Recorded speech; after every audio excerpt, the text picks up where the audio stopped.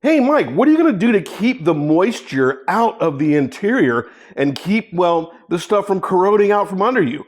Well, we're going to show you right now with Project Fast Fish here on Mike's Motorworks.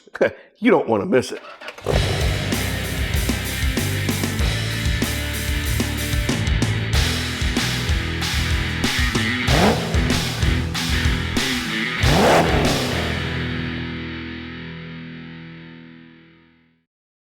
In regards to paint, let's talk about surface cleaning for just a moment. In the video playing in the background, you should see that I'm currently cleaning up the floor surface on Project Fast Fish. And all I'm using is Xylene here, and of course a pressurized spray bottle. Let's talk about these in order. Xylene is a great thinner. As you can see here, it thins epoxies and enamels. So that's what it's designed for. So if you can thin with it, you can clean with it, right? Now, some people say use a wax and grease remover, and because it stays a little bit longer. I would make the argument that the wax and grease remover does have a quick dry element to it, and this is effective for epoxy primer. Now, don't get me wrong, when it comes time for the top coat and the finish coatings, we are not going to use Xylene other than for cleaning our guns and such. We'll use a different product.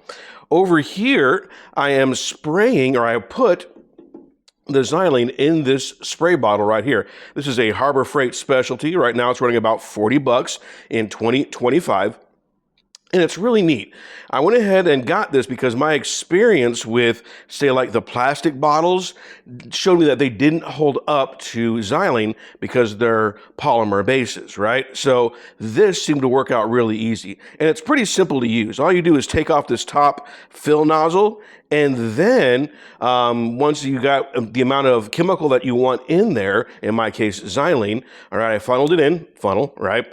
And then, of course, you go ahead and put the top on it, and then you pressurize it with a simple tire gauge. How many PSI? It doesn't matter, right? Just don't blow it up to something stupid and you'll be all right. And then, of course, you can adjust and control the fill here. And it works from multiple angles as long as it's pretty full. So there you go. That's what I'm using.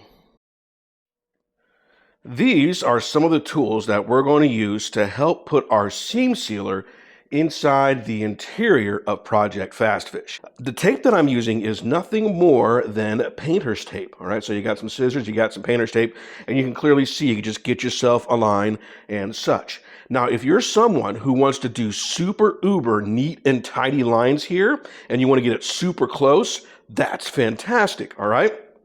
You could take this a step further by using stripe tape or pinstriping tape, and then use the pinstriping tape and then overlay it with your painter's tape, your choice. Now, what we're going to do is we're going to aim for more of the OE style, okay, where it's not going to be as sloppy as it is from the OE, but it's going to look very similar, just the lines will be a lot thinner, if you will. All right, so next we have is a jar. Everybody's got these little glass jars, okay? But this is basically a jar full of mineral spirits. And of course, we're going to go with the brushed effect. That's why I have a paintbrush here. So what you'll see that I'll do here in a few minutes is once I apply the seam sealer, I'll have my brush, I'll have it sitting inside the mineral spirits, soaking up that mineral. And then finally, we got your standard sealant gun or caulking gun, if you will. That is nothing more than a $5 purchase from your Home Depot. And of course, the seam sealer. Let's talk about the seam sealer for just a moment. This is a tube of Dynatron 550. It is made by 3M. It is a solvent-based seam sealer. And what solvent-based seam sealers are they're the older style of seam sealer. They're not urethane-based. And then the solvents have additional solvents inside that kind of help with the thinning of the product and the smoothing of the product. Now, you're going to see in a few minutes where I used a brush to kind of thin the top of this stuff out, but basically it has the solvents also built inside so it's easier to apply. Now, if you're working on this in a colder day than what we have here today in the summer of Florida, then you would leave this outside and get it warmed up so it spreads a little bit easier. Notice a couple of the selling points here. It is paintable, fast skimming, non-sagging, non-staining, okay? Now, I will tell you that when you apply this, as it's going through its curing process, you might notice some of that solvent seeps out onto the paint itself. No big deal. You could easily clean up your epoxy primer with Xylene, okay? So that's not a big deal. Now, I am using this stuff as opposed to its urethane counterparts. And you're probably seeing some images of what the most recommended urethane would be from 3M, okay? The advantage of the urethane is it works really well because it's urethane based. There's no solvents inside. Now, some people say that this stuff shrinks over time or what have you. Honestly, this is what the old classic cars used to use. And, you know, unless you're talking about 40 to 50 years down the road, there's probably not a problem using this stuff, right? Now, the urethane based is a little bit different because it is not as prone to shrinking because it uses its epoxy urethane minerals inside. Okay, now there is a disadvantage with it. One is the price.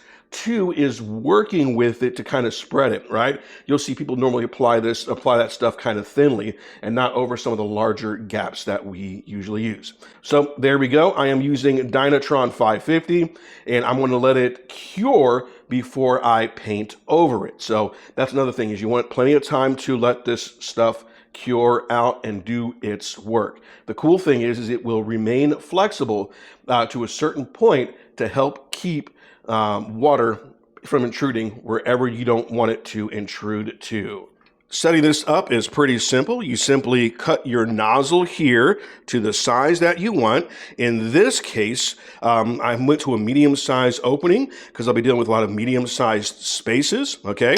Then you want to give it the old poke with a nail or whatever is on your gun there, right? Give it a couple of pokes because as you start squeezing, that pressure is going to go ahead and break it up anyways, right? Go ahead and set it in your gun itself. Did that the wrong way. There we go. We'll close this guy out and we are ready to rock. Give it a couple squeezes and boom. All right, now when it comes time to apply, you want to work in really, really small areas, okay? So I'm going to keep it limited to just this area real fast. So you're going to see me do this real quick, all right? So we're going to go ahead and start applying. I'm just using my bare hands for right now. Not that they have claws on them, but we're just using our bare hands. If you want to use a glove, I highly recommend it because this stuff can get messy. But because we're using a paintbrush, this should be sufficient. And what I'm going to do here, I know the camera angle is weird here, but I'm going to work this so that it aims and goes into the crevice itself, right? And I'm going to apply a line that works to help fill this area as efficiently as possible. Now, if you've ever worked with a caulking gun, the same exact concepts apply here. If you have not worked with a caulking gun before, then just simply squeeze in, and I'm making a mess. You can see this stuff is really easy to make a mess with. Simply squeeze into your preferred area, your preferred space, making sure that it's working in nicely.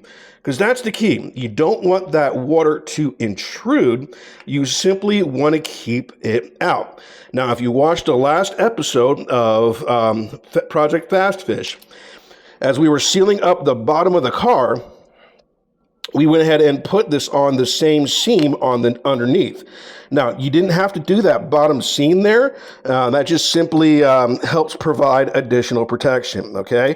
Now, here I've got a little bit, you can't see it in the camera, but I got a little extra void there, so I'm going to go ahead and fill that, and then we're going to go ahead and finish working it in thusly. All right, and that should get us by for now. With my brush soaked in mineral spirits, if you're worried, oh no, that mineral spirits is going to damage the epoxy. Not really, all right?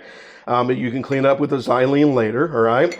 It's not going to stain it or inhibit any kind of promotion, okay, or adhesion, all right? And you're just simply going to work your brush over your epoxy. Work your brush over your epoxy. Yes, it's going to make a mess. It is okay if it makes a mess. The cool thing is that this stuff will clean up really easy while it's wet. And even when it starts to cure, Xylene will work really good in removing that. So if you make a smudge like I did there, that should be sufficient. But the idea here is I want to kind of mirror or mimic what I found in this space from the OE. And when I tore this car apart, this is exactly the kind of finish it was. It was kind of a brushed finish here in this space, as well as several other spaces. All right, I'm just going to put this back in there. Now that that is brushed on, I'm looking and double checking to make sure everything is sealed up that I wanted to have sealed up. And now I'm going to peel my tape. All right, go ahead and just do this right now. Again, you're working with this stuff pretty quickly, but you simply peel your tape. Notice how I'm peeling it, where it's almost back upon itself. All right, there we go. And this side.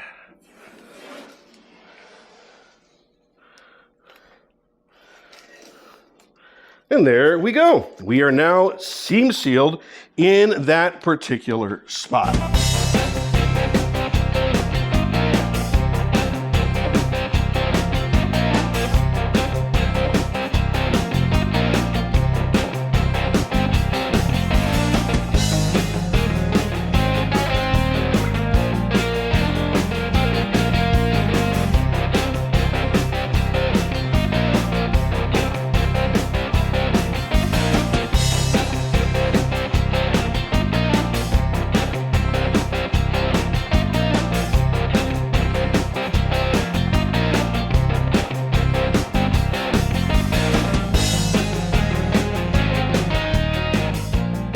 Let's see how things turned out here, and we will step back and kind of get a bird's eye view of everything, and you can kind of get a quick glance on what things were done. Now, I didn't spend a lot of time doing a time-lapse video of this because I didn't believe it was necessary, and I didn't think you guys wanted to sit through that. So I figured just a quick showing of that corner over there would have been sufficient, especially with the how-to section. So taking a closer look at how things turned out, we'll get a little bit closer in here. Things turned out pretty awesome. And you can see here it's not quite what it was at OE, but it's not too precise, okay? Again, the idea was just to get it on there and such. Back there, you notice I left it a little bit extra sloppy because that's where the wiring harness and such is going to go, and you got that wiring cover. Over here, things look kind of good. Now, if you're looking at it and going, man, it looks like some sort of kindergartner tried to do some finger painting. Well, yeah, again, this stuff is messy. If you wanted to make that super pristine, you could have taken time to tape up all of that. I chose not to.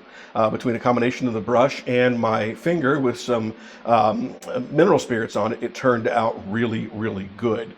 Same thing with over here. Everything turned out pretty awesome. I'm really happy with this. Now, there is one section I need to finish up, and that's back over here. I need to fill in that void, and behind that panel, there is also a void. It's really strange because there was no metal panel back over here where my finger is. Okay, I know it's hard to see. I'm trying to do two things at one time. There was no panel over there to fill in that void, which you think there would be because obviously they left room for it there. Now over there was, but over here, believe it or not, it was just seam sealer. So again, I could just take the seam sealer and kind of replicate that again. That's not a problem. And yeah, things turned out really good. I'm happy with it, and because this is paintable, it will receive one more coat of paint after I give it about a week to completely cure.